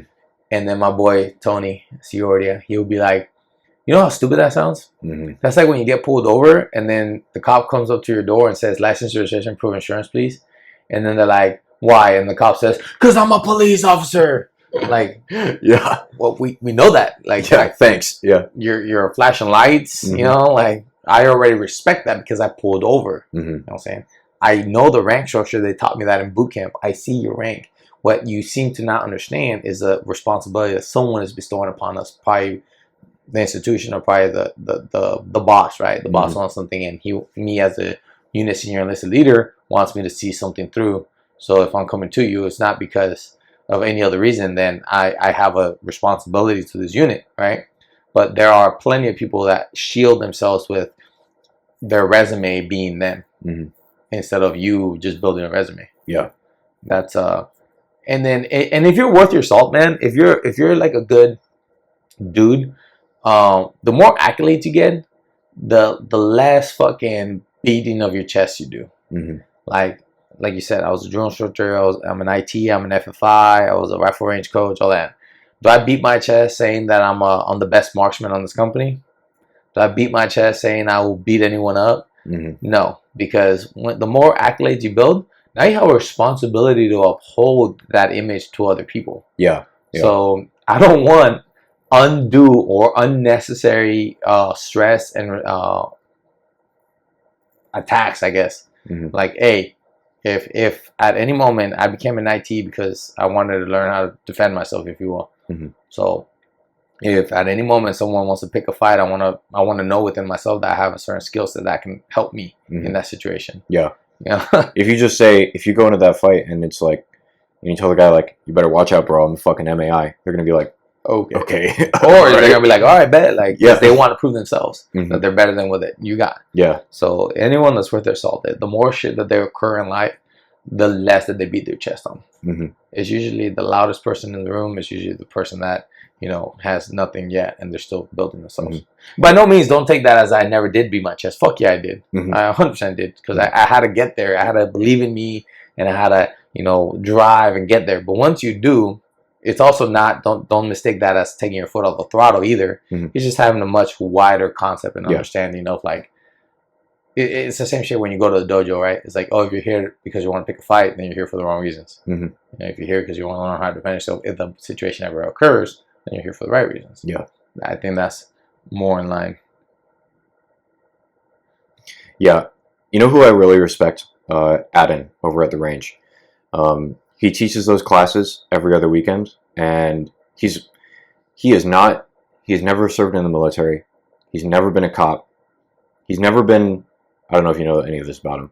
He's never even done like a formal shooting course outside of what the state has mandated he take in order to own guns. Get the job, yeah. Yeah. But one thing he does have, and this is absolutely critical, is the skill and the discipline needed to continue building that skill. And that's why he gets looked at with credibility by the other shooters or the other employees at the range and all the students that come to his classes, because he puts in the work and he understands, like, if I can have titles, I can be a CCW instructor in the state of Hawaii. I can be, you know, whatever I want, right? Insert title here. But if I can't shoot really freaking well, and if I can't demonstrate these drills with some level of proficiency that at least makes the students, like, want to be at that level too, I'm not worth shit as an instructor, and I should not be teaching these classes. Yeah. That's just, again, that's like a man thing. Like, you know, you build the credibility, but then, and don't get me wrong, like, we have to hold you to that standard, like, for yourself. Right? So, because a lot of times, you know, you could be a drill instructor and not feel like drill instructor. Like, bitch, I don't fucking care. And not that I don't care that you don't feel like drill instructing, is like, but they see you're the drill instructor giving what they expect. Yeah. You're a CCW instructor. Like, if you suck at shooting, like, bro, I don't care. Figure it the fuck out, because they expect you to be an instructor, like, to instruct. So there is an expectation that has to be met. It has to.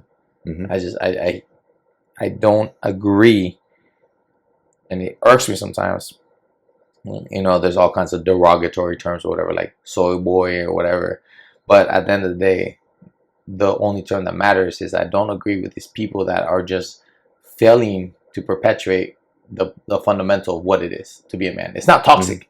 Masculinity is not toxic. Mm-hmm. Being aggressive is not toxic. It's when you do it wrong that can become toxic, right? Yeah. Like being aggressive is a good thing. Yeah. Controlled aggression is a good thing. Mm-hmm. Uncontrolled aggression is a bad thing. But aggression in itself is not. Yeah, aggression is a tool in the toolbox for every man. It's just when you deciding to pull that tool out of the toolbox and actually use it. Are you using it for good or for evil? Yeah, exactly. Are you using it on the enemy, or are you using it on your wife and kids who don't freaking deserve it? Yeah. You know? Yeah. What's the next question? This is good though. How many recruits shit themselves in front of you? In front of me, just one. Well, are we counting like everything, like the full turd or diarrhea or a little shart, or what are we talking about? I mean, I don't know. Give me the full gamut. Give me the full gamut. Yeah. I don't know all of those. I just remember this one recruit just took a step forward, kind of did the little stank leg, the turd came out. I'm like, what the hell? And then he was like, this recruit didn't want to get in trouble, sir. Recruit brain. They don't think appropriately sometimes. No. I did not think appropriately either when I was a recruit. But I also never shit myself. I just was very awkward as a recruit. Still kind of am awkward today, you know. But it's part of my personality. Anyway, any other recruits shitting themselves? What other funny things have recruits done in your presence? Oh, bro, that could take hours. There's just like so many things. Yeah. So many things. Better question. How do you keep your bearing when recruits do something fucking hilarious and you know you are not supposed to laugh? Well, think about it. What is funny? What you decide is funny. Mm-hmm. So you got to put yourself in that headspace. And 9 times out of 10, if I didn't want to laugh, I wasn't going to fucking laugh. Mm-hmm. That's pretty much what it was. That's bearing right there. That's bearing. Yeah. One thing was I did an RS visit in Colorado, and this kid puked on me, but that wasn't in my scope at all. I was very focused on what I was doing, and this kid like gave me the finger because he was like bent over at the waist. He gave me the finger, and he's like, "Hold on," and I was like, "Yeah, right," and I put my hand in front of his face as he was bent over like this, and I'm like, look up at me. And he looks up and he's like, and he pukes at me, and like it went through my hand and like my blouse and everything. And I didn't even flinch, dude. I was just like, and I grabbed his blouse or whatever, and I just shifted him this to the right, and I was like, get up, and everyone was like, what the hell? Like he just puked on you, and I was like, I don't care. That wasn't what I was looking at. I didn't care, you know. Mm-hmm. And like some of the other drone instructors or whatever, they were like, dog, like I would have ran away or something. Like you just stood there, you know. Again, it just wasn't what I was trying to pay attention to. I didn't care, you know. Yeah. So I think that's for me. That's kind of how that works. Like if that's not anywhere near the realm of expected things, and then even if it's unexpected and it happens, you still have to accept it, right? Like, oh, this is funny. I mean, it wasn't funny. Not to be too freaking academic about it, but I feel like what makes something funny is when it happens out of context in the situation, which for me, like if somebody's like, that's how I make jokes, right? Like I just say things that are fucking wacky sometimes, even at my own expense, even if it makes me look like a fucking dumbass or a fool. That's how I'm funny, you know, a mix of self-deprecation, but mostly like throwing things in that are totally out of context. Yeah. And I will fucking break down laughing if I see some shit that is totally out of context, because I just find that break in the action, you know, that unexpected thing kind of funny. So for you to not even register that kind of speaks to how much bearing you actually have. Like I know I just said it as a bit of a joke, but at the same time, like that level of bearing is uncommon among people, in my opinion, because I know, speaking for myself, I don't have that kind of bearing. I remember trying to take a picture of myself. I was taking a selfie. Adam was holding the phone, so he was taking a picture of me, and he was like, "Come on, man, be serious." And he was smiling and shit. I was like, "I can't be fucking serious when you're smiling at me like that, dude." Like, and I just could not keep it, you know. And I feel like it's all situational, you know. Yeah. So one thing I believe in from being a drone instructor, right, is you gotta run your mouth because you don't know when the recruits are listening. So you have to say the same thing a million ways, a million different ways, a million different times. And here, say it at the house, say it at the armory, say it at the chow hall. You run your mouth because you don't know who's listening, right? Mm-hmm. So for me, and those are like formative thoughts. Malcolm in the Middle. Love that show. So Malcolm tells his dad, like, when are you going to teach me how to ride skates or whatever? Yep. And then he like turns over and he's like, are you sure? And then like obviously everything zones out. It's like, once you start on this path, you can never get off this path and blah blah blah, right? And then he's like, I'm ready. He's like, okay. And then they go and they're doing the thing, and then Malcolm was like, this is stupid. And then his dad and Hal like kind of crouches down to him. He's like, that's because you don't have a combat mindset, or I don't know what word exactly he used. I think it was combat mindset. And he's like, if you were in combat, this would not be stupid. You know what I'm saying? It's like we think about it like, you know, wearing the chin strap or whatever. And I've used that on my kids. It's like, if you want to laugh, you will laugh. You know what I'm saying? If you think this is stupid, that's because your brain is not in it. So in that situation where you're like, you know, he's laughing and he's telling you to be serious, well, you're not registering to be serious because you're taking that external motivation from him, right? Yeah. But if you're like, be serious, and all of a sudden, boom, it just clicks, and you're like, okay, and you're fucking like, you choose to tone everything out. So sometimes I tell my wife all the time, like, why are you mad? So I'm not mad. I was like, mad's a choice. You choose to be happy, you're choosing to be mad right now. It's a choice. Yeah. You know, some people tell me I'm gaslighting her, but it's a choice. You know, crashing your car, you could either get mad, you choose to get mad, or you choose to be like, hell yeah, good thing I got gap insurance. Some people call it positive mental attitude. It's just a choice, though. You choose your reaction. Yeah. And trust me, I am exercising a lot more of choosing in those emotions as a senior enlisted than I ever did before. Because, you know, we did 4 lenses yesterday. And question number 9, I was joking with that question a lot. Do I have it around here? I think it was around here. Wait. Page 7. And I was joking with this, and it says, when someone hurts my feelings, my number 1 answer was become angry and rude. That's how I feel. I become angry and rude. Yeah. I actually answered the same way. Yeah. And then, but for context, for everybody else here, it says withdraw or become sarcastic. Feel hurt for a long time. I feel like that's kind of petty, but whatever. You have to give it a number, right? Worry and have feelings of self-pity. I was like, I don't have self-pity if someone hurts my feelings. Yeah. So I'm looking at those questions and I'm like, yeah, I become angry and rude. But then as a senior enlisted, if someone hurts my feelings all the fucking time, it's like a Marine's late, someone didn't meet a deadline, someone, you know, whatever, insert excuse here, right? My feelings are hurt, especially when I have expectations.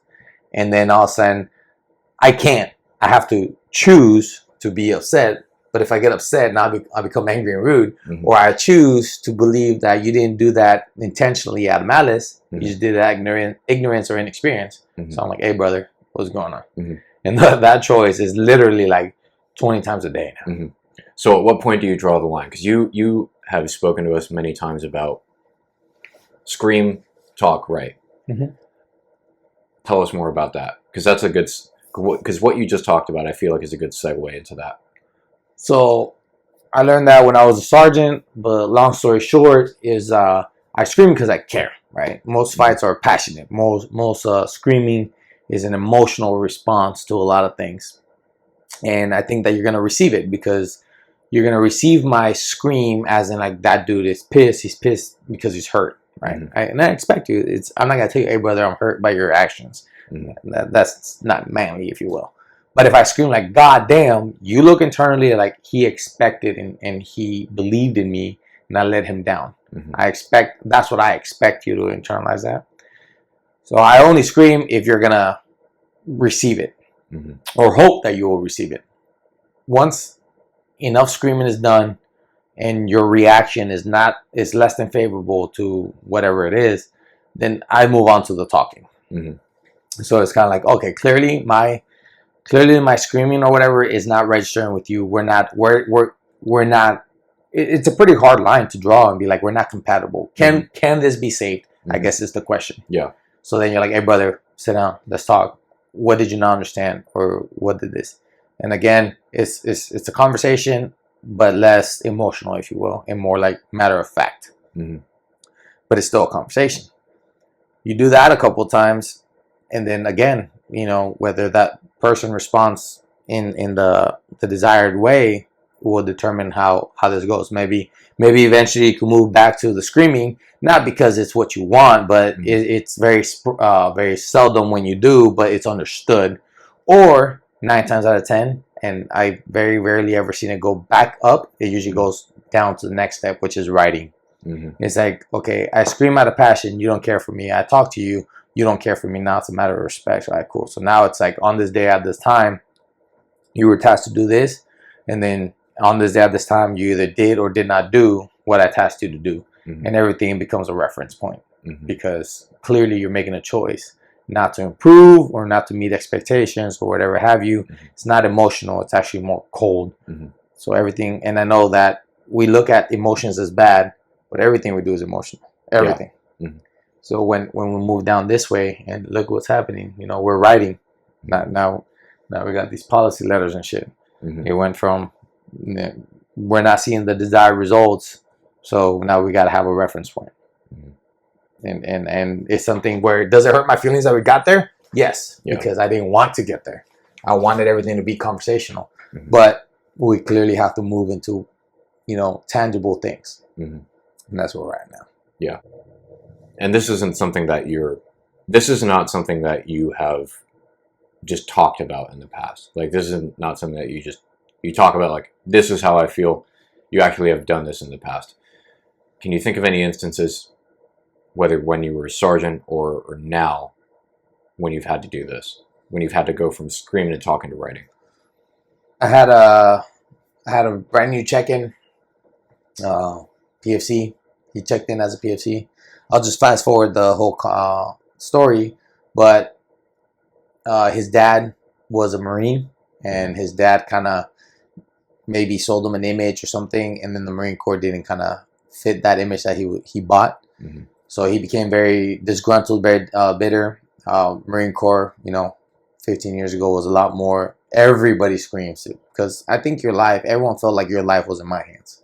So everyone screamed. Everything was very passionate, and that was a leadership model that I took.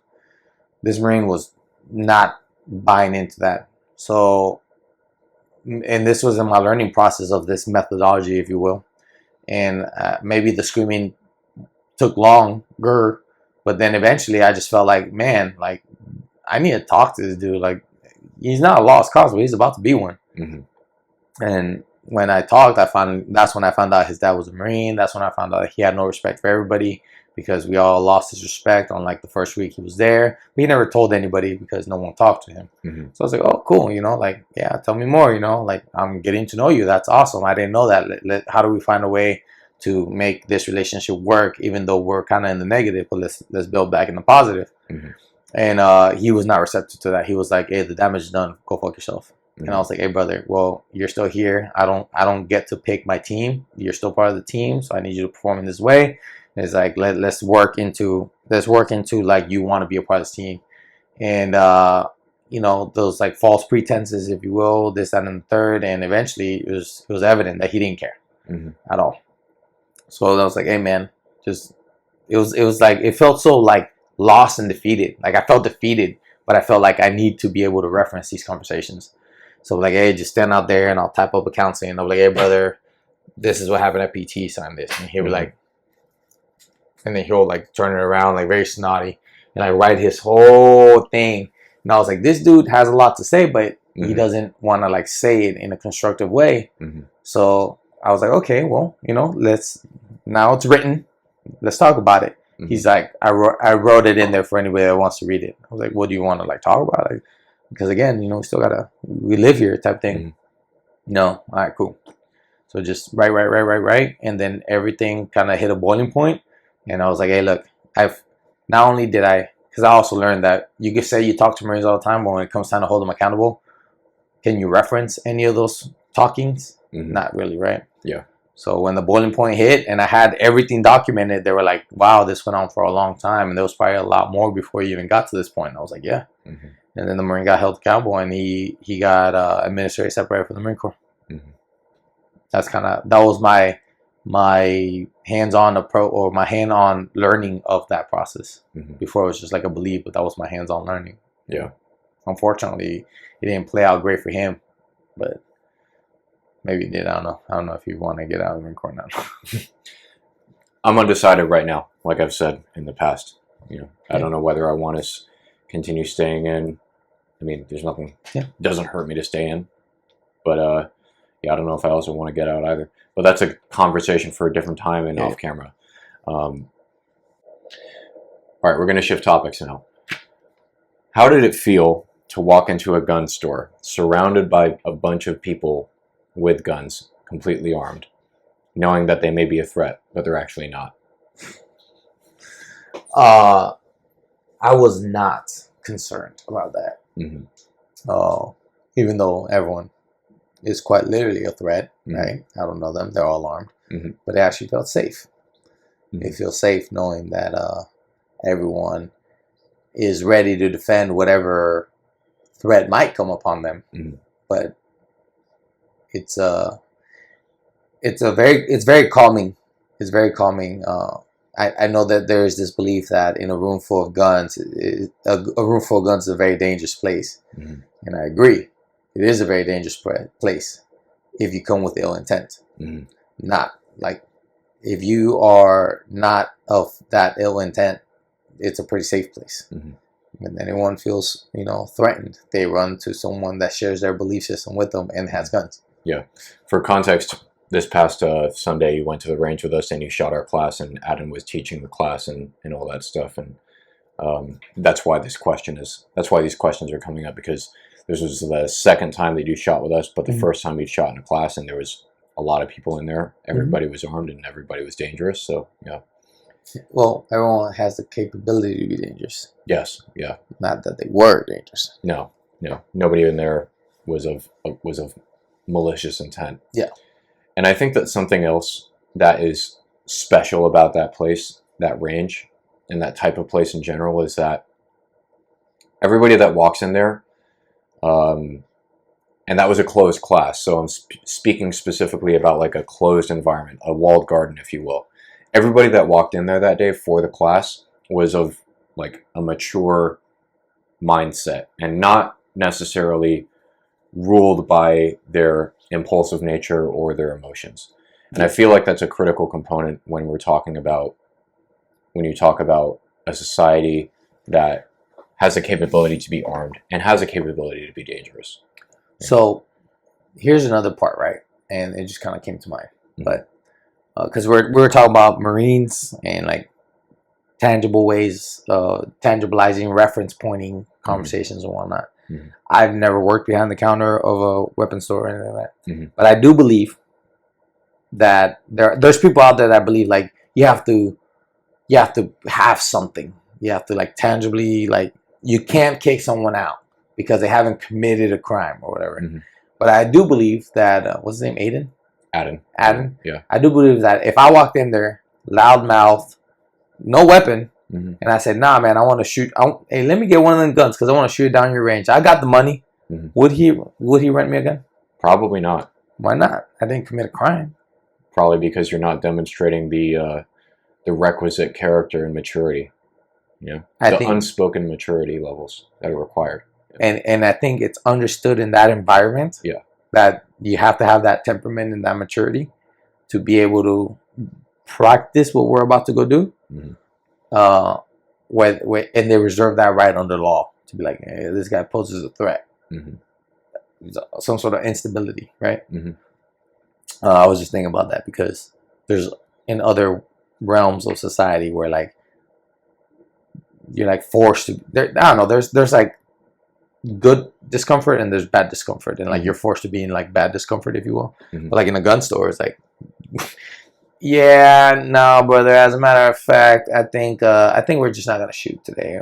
I think your time here is expired. Yeah. And it will be justified. Everybody will understand that, right? Mm-hmm. And I think it's more for their safety than it is for ours. Yeah. If you walk in there, like everyone here is armed. Yeah. If I walked in there and did what you just described, and I was like, let me shoot that fucking gun. Let me shoot that one. Let me shoot that one. I'll fucking pay for everything, but give it to me right fucking now. Yeah. And I walk in there without putting my AirPro on first, and I'm flagging the line and I'm doing all the things. I'm like, fuck yeah, like I'm gonna get kicked out real quick, And it's not even necessarily because they care about my safety, or even to an extent the other customer's safety.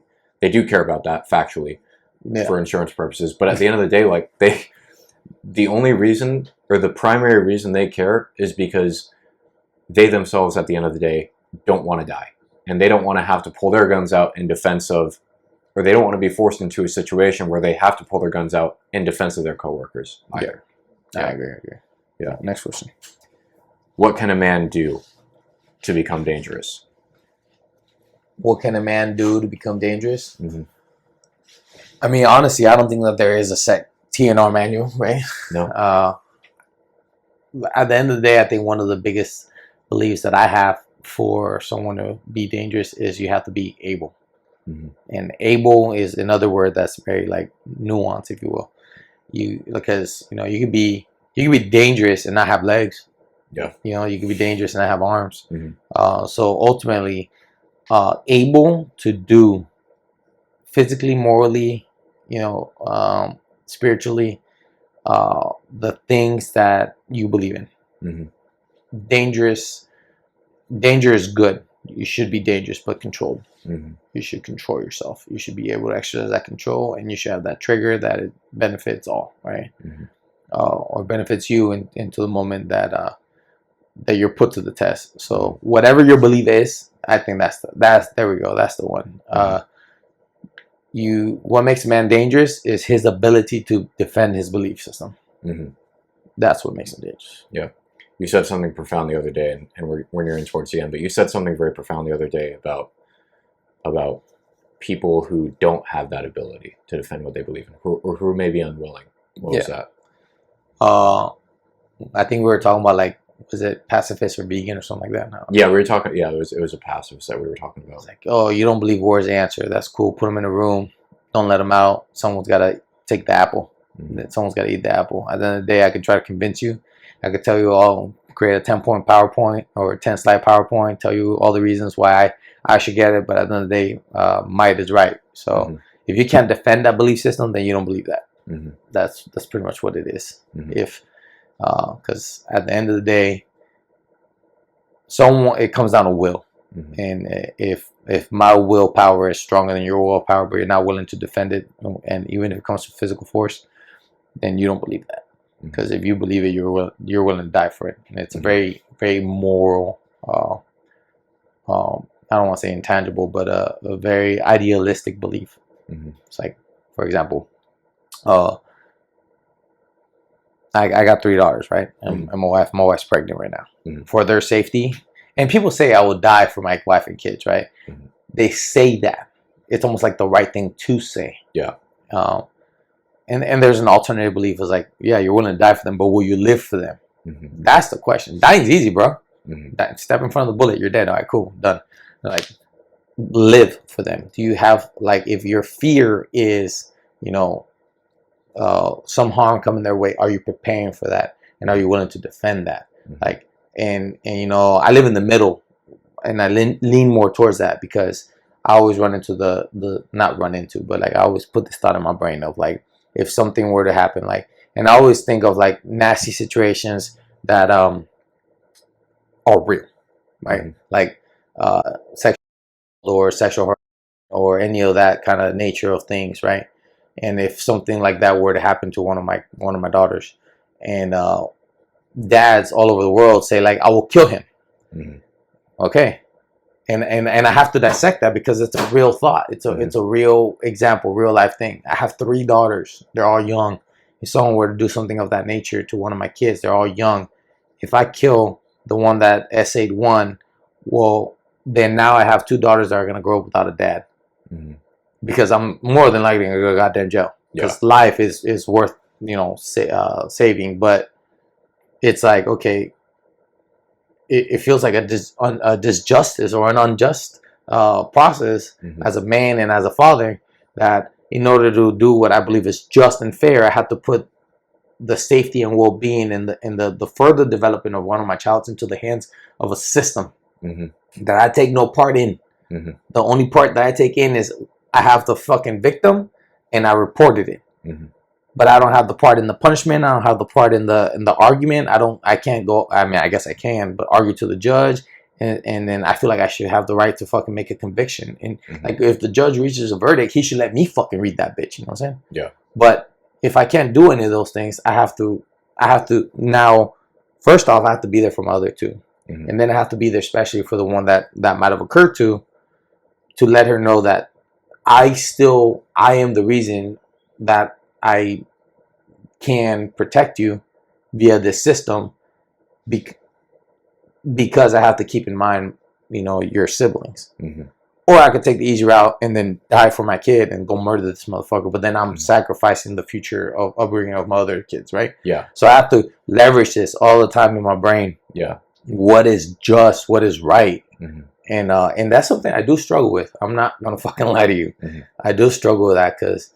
So how do you prevent that, right? How do you defend that? Education, training. I talk to my kids every day, whatever have you.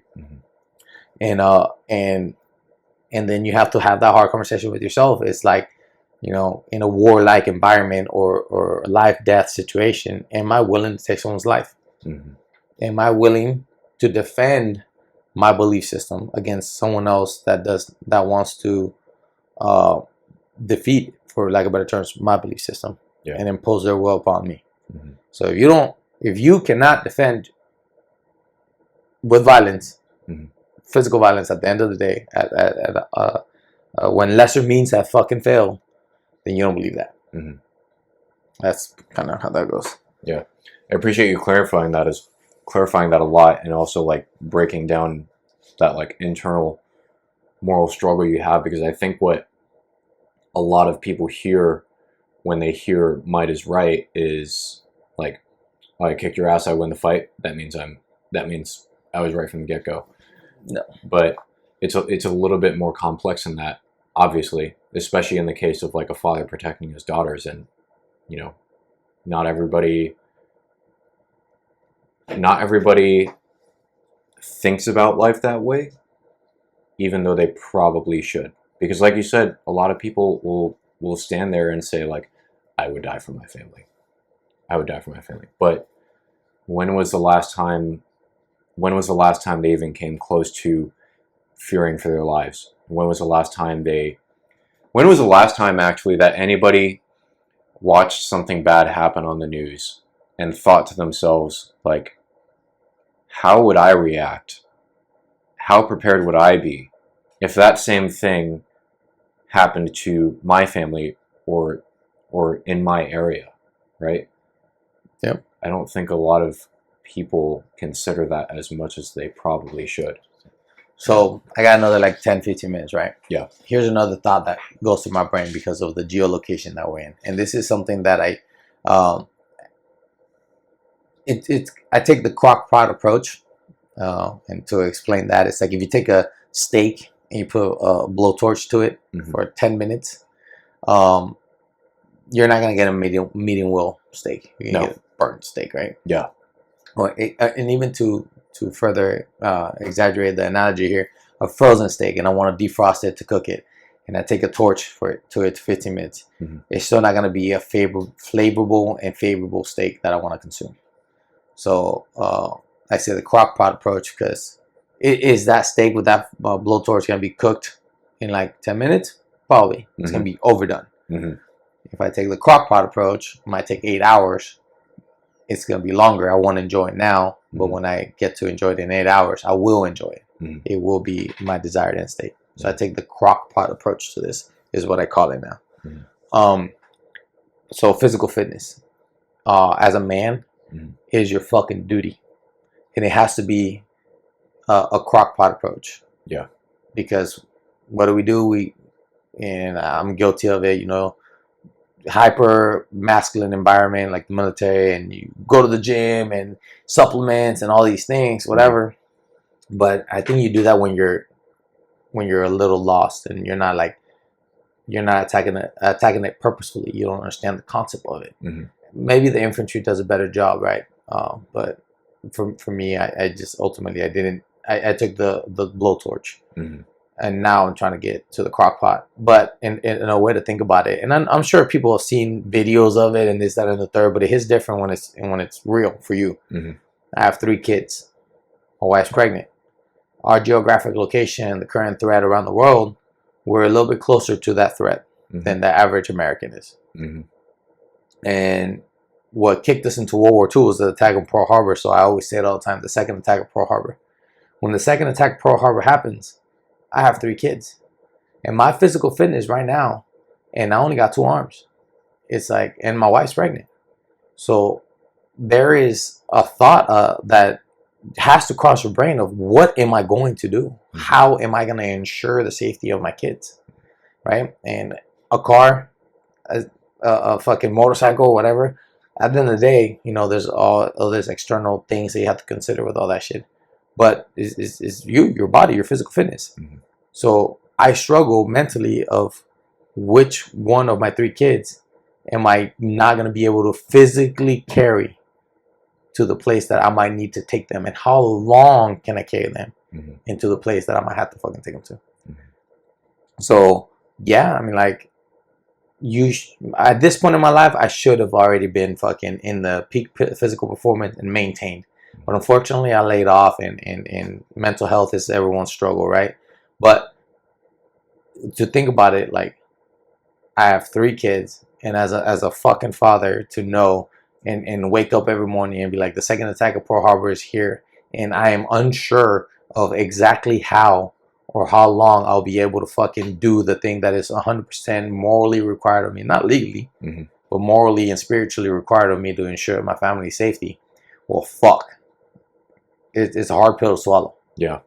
And then, okay, so how do I attack this from a different direction? How do I have to make sure of this? So that's where the education and prevention, right? Gotta talk to my kids. You gotta get creative. Yeah. My daughter wanted a fucking boo-boo thing or whatever. Yeah. I was like, how much is the fucking worth to you? And I made her a deal. 5 miles. We ran 5 miles. My oldest. We ran 5 miles for her little boo-boo. Cool. She wanted that. But now I know that she can run 5 miles. Yeah. You know what I'm saying? So at least me, and this is where fucking people don't think. Me, I know that I at least have 5 miles where I can carry the other 2. I at least know that she can run for 5 miles. Yeah. You focused on, instead of letting the fear of the unknown paralyze you, you focus on what you can control. You focus on your fitness, and then you focus on the things outside of fitness that make this dilemma